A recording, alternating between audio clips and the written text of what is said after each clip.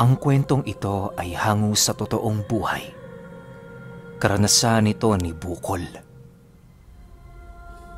Taong 1949, Daet, Camarines Norte.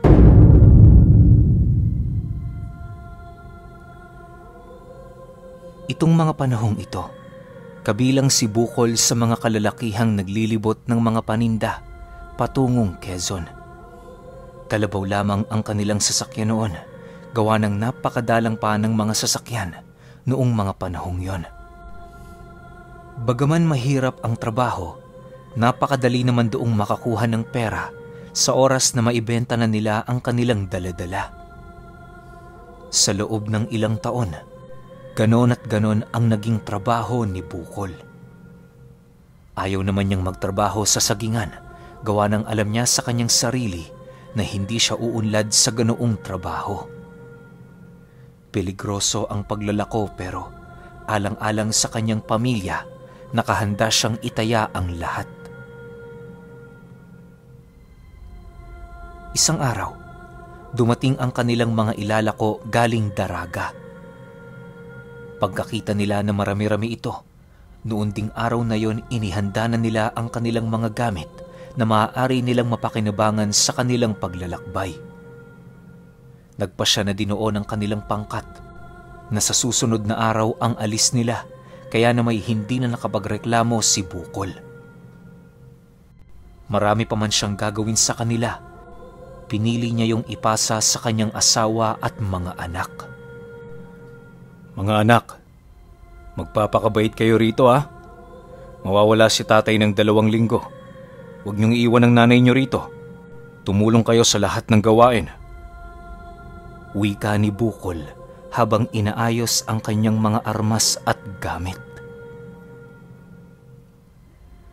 Matapos niya yung mailahad sa kanyang mga anak, agad naman siyang tumungo sa kanyang asawa para makapagpaalam.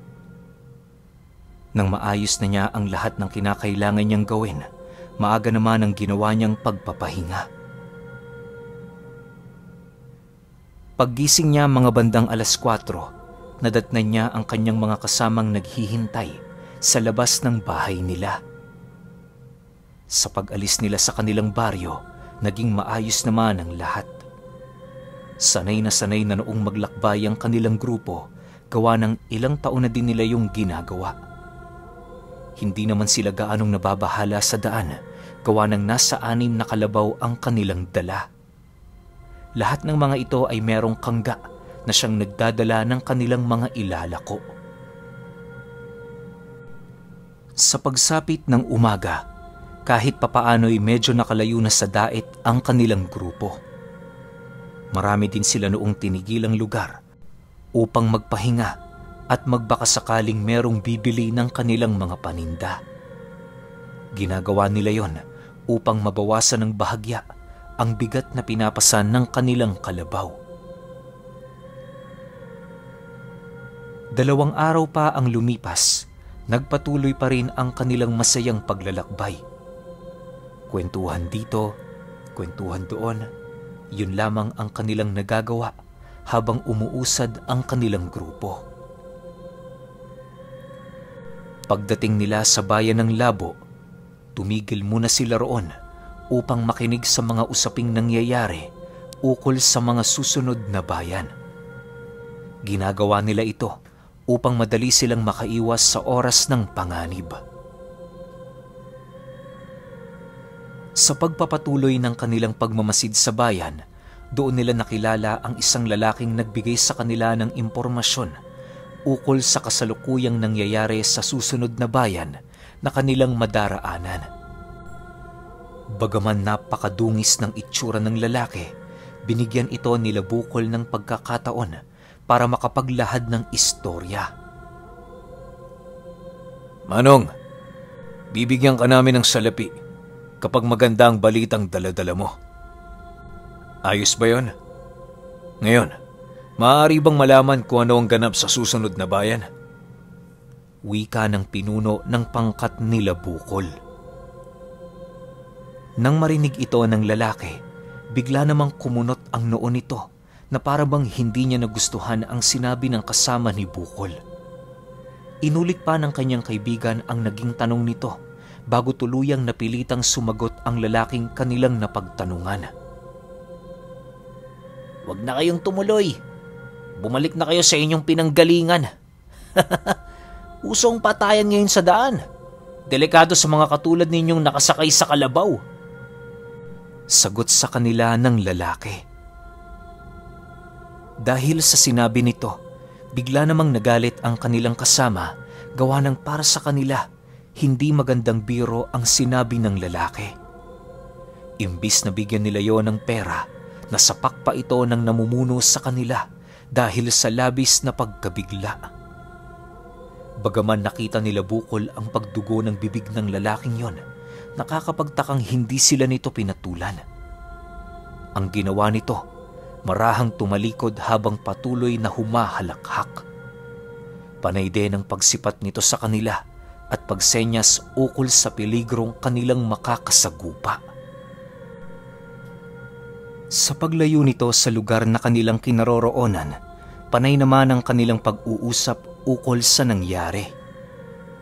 Ang tanging naisip na lamang nila, baliw ang lalaking yon at hindi dapat patulan. Sa pagtalikod ng araw sa kalupaan, muling nagpatuloy ang kanilang grupo sa kanilang paglalakbay. Wala sila noong iniisip na iba, kundi ang kanilang madadatnan sa lugar na kanilang pupuntahan. Habang lumalayo sila sa bayan, naging maayos naman ang lahat. Kahit napakadilim na noon ang daan, patuloy pa rin nila itong binabagtas. Kampante ang grupo noon nila Bukol sa kadahilan ng meron silang daladalang mga armas. Marami na din silang napagdaan ng engkwentro sa daan kung kaya't sanay na sila ditong makipaglaban. Bale, naglalakbay ang kanilang grupo noon hanggang sumapit ang 11:00 ng gabi bago tuluyang magpahinga sa gilid ng daan. Salitan din noon ang pagbabantay upang masigurong hindi sila masasalisihan ng mga masasamang loob na gumagala sa lugar. Sa pagpatak ng 10:00 ng gabi, halos wala na silang makita sa paligid. Ang tanging tunog na kanilang naririnig noon ay ang pag-ikot ng gulong ng sinasakyan ng kanilang mga paninda. Si Bukol noon patulog na. Gawa ng siya ang magbabantay sa oras na magpahinga na ang kanilang grupo. Ilang minuto pa ang lumipas, bigla naman silang naalerto sa kanilang dinaraanan nang makarinig sila ng iilang mga sanga ng puno na nagtutunugan. Pagsilay nila sa mga ito, wala naman silang nakita kung kaya't patuloy pa rin sa pagbagtas ng daan ng kanilang grupo. Maya-maya pa, laking gulat na lamang nila nang makasilay sila ng isang matandang babaeng uugod-ugod na pilit tumatawid sa daan. Pagsilay nito sa kanila, bigla naman yung naglaho ng sa hindi malamang dahilan. Dahil sa pangyayaring yon, bahagyang natigilan ang nagmamaniobra ng kanilang mga dalang kalabaw dahil sa takot. Lahat ng mga ito ay nakita ang matandang yon na siya namang nagdulot ng kilabot sa kanilang pangkat. Hindi na din sila noon nagtalo sa kanilang mga nasilayan, lalo pat lahat naman sila naging saksi sa pagpapakita ng matanda. Sa paggising ng pinuno ng kanilang pangkat, agad naman itong pumalit sa kasama nilang nagdadala ng kalabaw. "Bakit kayo huminto? Para multo lang natatakot kayo? Diretso lang, hindi nangangagat yan." Wika ng kanilang pinuno pagkuha nito ng tali ng kalabaw. Matapos nitong makapagsalita, muling nagpatuloy ang kanilang grupo. Lahat sila ay kanya-kanya nang nakahawak sa kanilang mga armas, handang lumaban sa oras na meron sa kanilang manghamak na nilalang. Si Bukol noon hindi na din nakaidlip, gawa ng sapilitan siyang pinagbantay ng kanyang mga kasama. Sa pagpapatuloy ng ganoong pangyayari, bigla naman silang nagtaka gawa ng napakatahimik ng buong paligid. Ni huni ng kuliglig ay wala silang narinig na parabang merong kakaiba sa lugar na yon. Pagdaan nila sa parte ng sagingan, laking gulat na lamang nila nang makarinig sila ng mahihinang orasyon sa buong paligid. Pagsipat ni Bukol sa likurang parte ng kanilang mga kangga, bigla namang nanlaki ang kanyang mga mata nang masipat niya ang kumpul ng mga tao na parabang nagpoprosesyon sa likod nila. Panayang pagbanggit ng mga ito ng mga katagang hindi nila naiintindihan habang patuloy na nakatitig sa kanilang dinaraanan. Paulit-ulit ninyong sinisipat ni Bukol pero bigo siyang makilala ang mga ito dahil sa mga suot nitong balabal na halos sumayad na sa lupa. Dahil sa takot na kanyang naramdaman, halos ilang minuto din siya noong hindi nakagalaw sa kanyang kinaroroonan. Patuloy lamang ang kanyang pagtitig sa mga ito na parabang naghihintay ng mga susunod na pangyayari. Maya-maya pa, bigla namang napasigaw ang isa sa kanilang mga kasama nang masipat nito ang dalawang panauhin na dahan-dahang ginagabayan ang dala nilang kalabaw. Kahit ang leader ng kanilang grupo noon ay hindi na nakapalag sa kadahilanang maging ito man, hindi makapaniwala sa mga bagay na kanilang nasisilayan. Sa pagpapatuloy ng ganoong pangyayari, kitang-kita ni Bukol ang paglihis ng kanilang sinasakyan sa daang dapat sana nilang tahakin. Nang medyo nagkaroon na siya ng lakas ng loob na gumalaw, agad naman niyang tinungo ang unahang bahagi ng kangga upang masilayan kung ano nang nagaganap sa unahan nila. Pagsilay niya doon, tumambad sa kanya ang napakaraming taong nasa gilid ng kalsada at paisa-isang naglalapag ng dahon ng nyog sa dinaraanan nila. Pagtitig niya sa isa sa mga ito, tumambad sa kanya ang pagmumukha ng nilalang na halos kahalintulad ang pagmumukha ng isang matandang baboy. Naglalaway ang nilalang na yon habang patuloy na pinagmamasdan ang kanilang kalabaw. Napapansin din noon ni Bukol ang pagiging mahinahon ng kanilang mga kalabaw kahit hindi nito kilala ang mga nilalang na nakahawak sa kanila. Maya-maya pa, narating na nga nila ang isang baryong hindi gaanong kalakihan na pinaiikutan ng mga kakahuyan. Napakaraming tao sa lugar na yon na siya namang naging palaisipan para sa kanya. Bagaman gabi, alam niyang purong gubat ang lugar, gawa ng ni minsan sa buong buhay niyang paglalakbay, hindi pa nila ito nadaraanan. Sa pagtigil ng kalabaw, doon niya narinig ang mga pag-atungal ng mga nilalang na parabang labis nitong ikinagagalak ang kanilang pagdating. Pag-utos ng isang nilalang na bumaba ang lahat ng kasama ni Bukol, ramdam na ramdam naman niya ang pagsibabaan ng mga ito. Siya naman noon, imbis na sumunod sa utos, nagpasya siyang buksan ng isang sakong asin para doon magsumiksik. Ikinalat niya din sa kangga ang iilan nitong laman upang magsilbing unang hanay ng depensa laban sa mga nilalang na pinaghihinalaan niyang aswang. Pumasok na din sa isip niya noon na kung totoo mang aswang ang mga nilalang na yon, napakapalad niya sa kanggang kasalukuyan niyang sinasakyan. Mga rekados kasi ang binabantayan doon ni Bukol na kanila sanang ibibenta sa lugar ng Quezon. Ilang minuto pa ang lumipas, patuloy pa rin ang pagrinig niya ng mga orasyon sa buong paligid.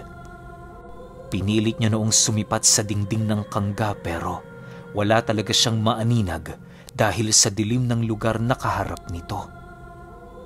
Ang tanging binasehan noon ni Bukol ay ang ingay na kanyang naririnig sa buong lugar. Sa pagpapatuloy ng kanyang pagramdam, rinig na rinig niya ang pagsigawan ng iilan sa mga nilalang. May isa na siya noong kasamang sumigaw, subalit mabilis din naman yung nawala. Maya-maya pa, bigla niyang narinig ang isang matandang garugal ang boses na nagsasabi ng,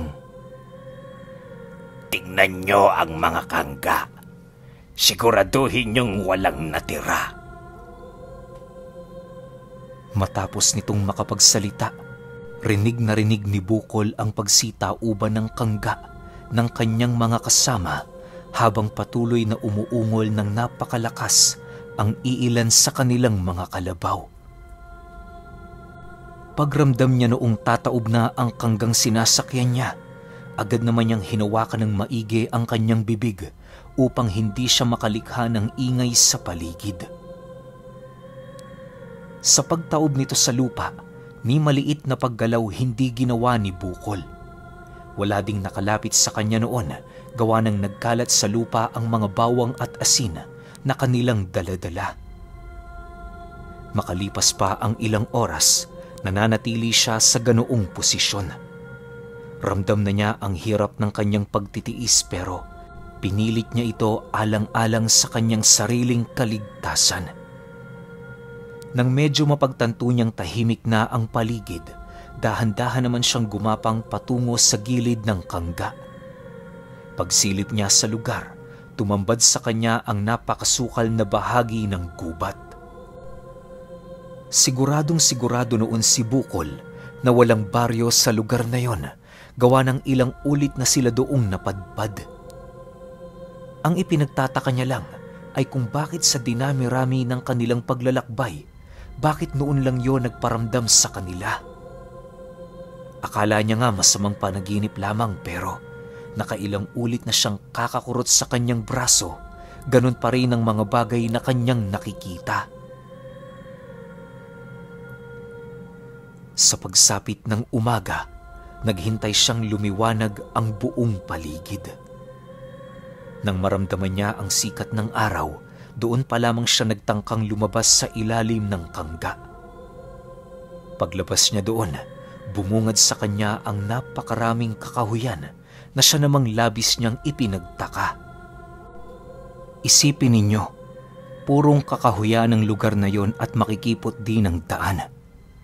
Ni maliit na kangga ayon kay Bukol, mahihirapan pa doong dumaan.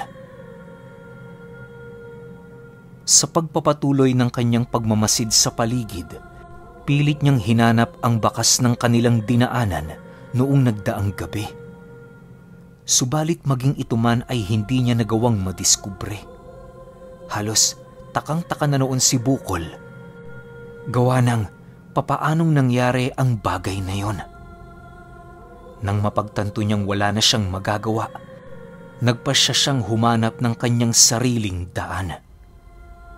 Hindi na din niya hinanap noon ang kanyang mga kasama sa kadahilan ng alam niya sa kanyang sarili na kagabi pa yon nawala. Habang tinatahak ni Bukol ang napakasukal na gubat, halos ginawa naman niya ang lahat para makabalik sa daang dinaraanan ng mga sasakyan. Ang ginawa niya noon, tinahak ang direksyon kung saan nakaharap ang nakataob nilang kangga. Akala niya magiging madali lang sa kanya ang lahat pero lumipas na noon ng ilang oras, hindi pa rin siya nakakalabas sa gubat. Animoy pakiramdam niya, umiikot lang siya sa buong paligid. Subalit, dahil sa kawalan ng kaalaman ni Bukol pagdating sa lihim na karunungan, nagpatuloy lamang siya sa kanyang paglalakad. May mga pagkakataong nananakbo na siya pero hindi niya pa rin magawang makalayo sa lugar. Kinahapunan, nananatili pa ring nag-iikot si Bukol. Tulala na siya noong naglalakad habang patuloy na nananalangin na siya ay mailayo sa kapahamakan. Ramdam na din niya ang gutom sa katawan, ngunit hindi yun iniinda ng kanyang isipan dahil sa labis na pagkabahala. Alam niyang malalagay siya sa panganib sa oras na abutan siya doon ng gabi. Sa pagpatak ng 6:00 ng hapon, habang naglalakad si Bukol, doon niya naalala ang mga bagay na minsang naikwento sa kanya ng kanyang ama. Nang maalala niya ang tungkol sa pangontra laban sa panliligaw ng mga engkanto, agad naman niya yung ginawa ng walang pagdadalawang isip. Pagbaliktad niya ng kanyang damit, tila ba tumalas ang paningin ni Bukol nang sa hindi malamang dahilan. Nasipat na din niya noon ang tamang daan na para bang pumasok na lamang ito sa kanyang isipan. Dala ng kanyang pagmamadali at pag-aalala, agad niya yung tinahak ng walang pagdadalawang isip.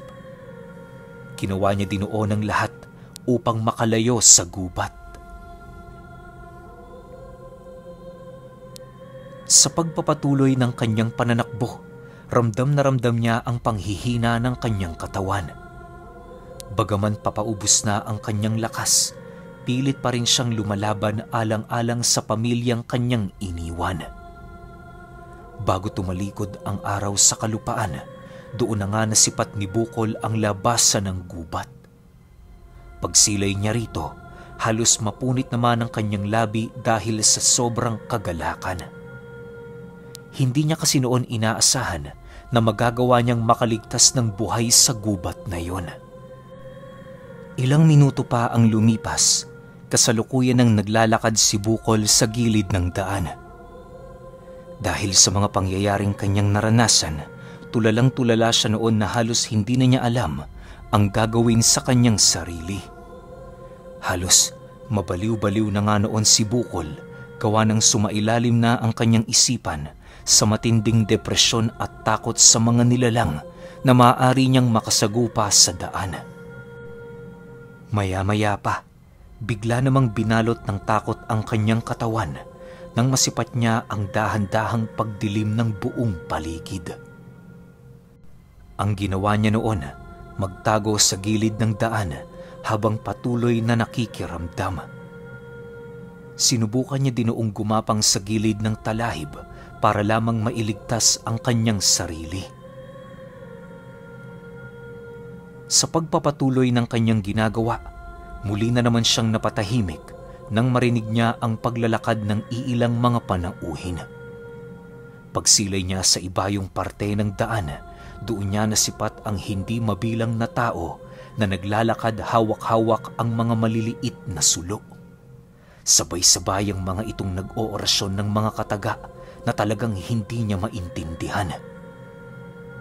Dala ng kuryosidad ni Bukol, pinilit niya yung pagmasdan upang sa huling pagkakataon magawa niyang malaman kung anong uri ng mga nilalang ang mga ito.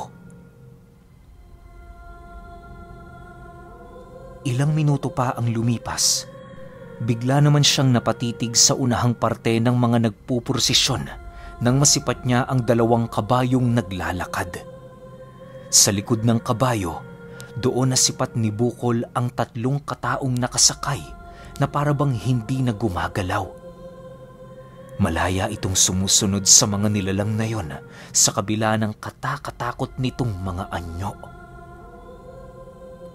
Maya-maya pa, doon niya napagtanto na ganoon din ang nangyari sa kanilang grupo.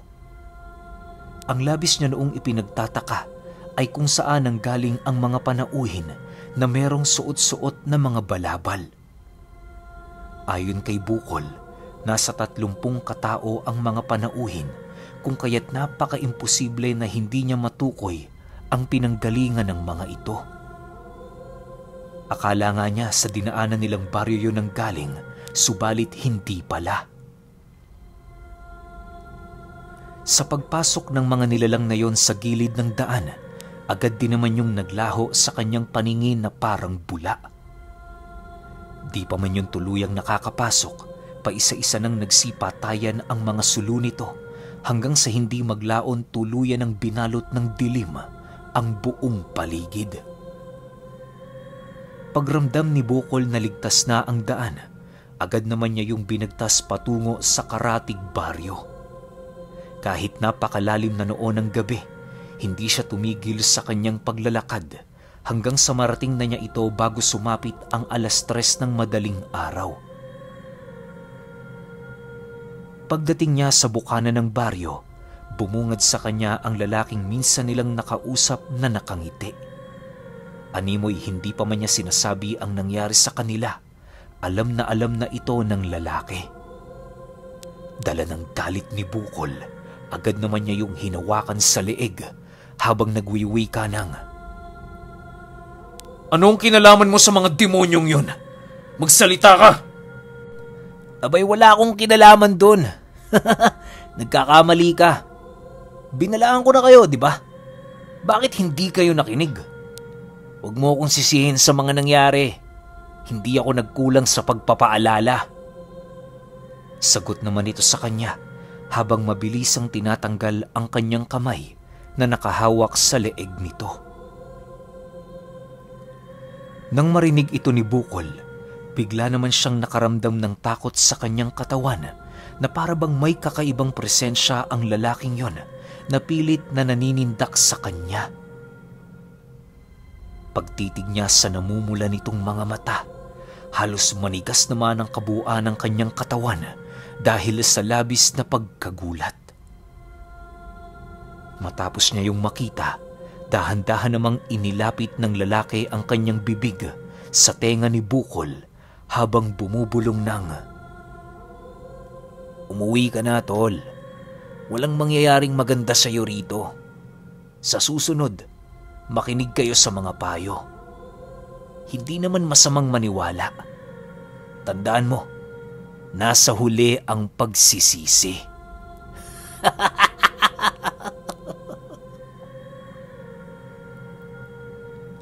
Matapos nitong makapagsalita, bigla naman yung umatras sa kanyang kinaroroonan at kasabay nito ang mabilisan nitong pagpalit ng anyo.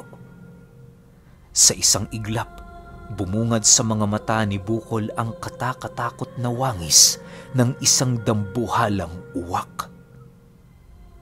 Hindi naglaon, lumipad din ito hanggang sa siya na lamang ang natira sa baryo. Makalipas ang 3 araw, nakabalik na nga siya sa kanilang tahanan. Magmula noon, kailan may hindi na niya pinangarap ang paglalako. Paunti-unti niya ding binayaran ang pinsalang kanilang nagawa sa mga paninda upang hindi siya makasuhan ng kanilang amo.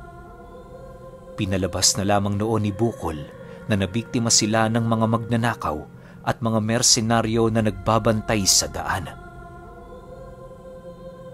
Subalit sa kabila ng isiniwalat niyang yon, hindi pa rin niya matakasan ng katakatakot na katotohanan noong minsan siyang makasilay ng isang prosesyon ng mga aswang.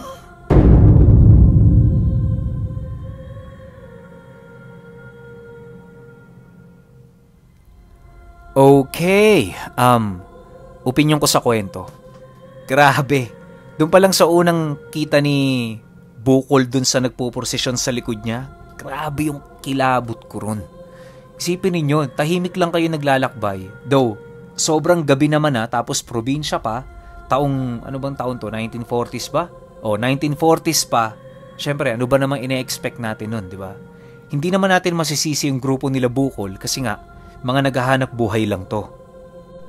Kaso lang, hindi sila nakinig dun sa babala ng unang lalaki. Alam nyo, pakiramdam ko, miyembro din to ng mga nagpuprosesyong aswang eh.